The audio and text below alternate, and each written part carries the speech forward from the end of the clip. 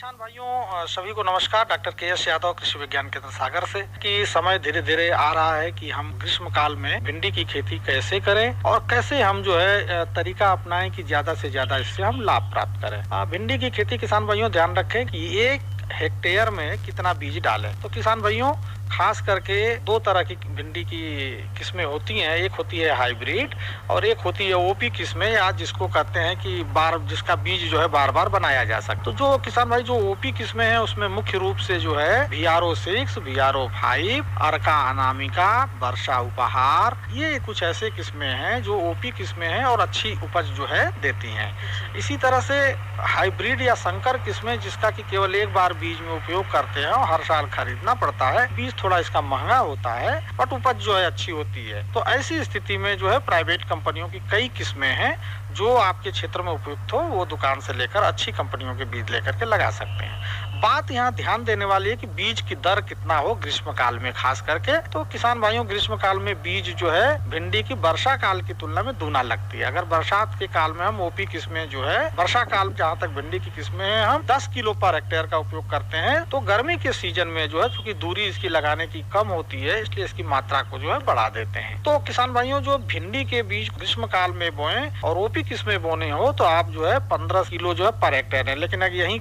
इसी के स्थान पर अगर हाइब्रिड किस्में लें तो वो काफी फैलती हैं। तो इन किस्मों की जो बीज दर है वो 5 से 6 किलो पर हेक्टेयर उपयोग करें। और जहां तक इसके बोने का सवाल है किसान भाइयों, तो भिंडी के बीज में थोड़ा अंकुरण की समस्या आती है।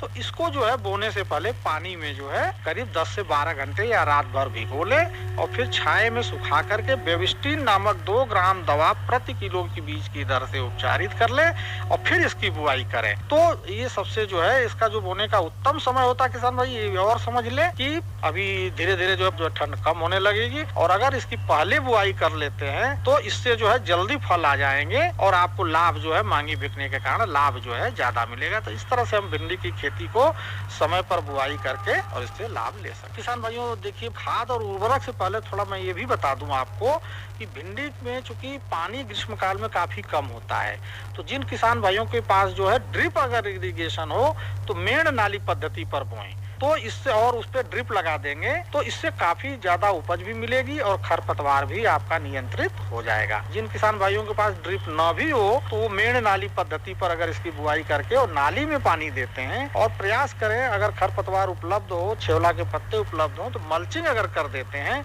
तो इससे भी हमारी पानी की काफी बचत होगी और भिंडी की जो है बुआई कर सकते हैं। भिंडी बोने के लिए विशेष करके गर्मी के सीजन में जो है पौधे से पौधे की दूरी जो है 30 सेंटीमीटर और बीज से बीज की दूरी जो है लगभग 20 से 25 सेंटीमीटर रखें।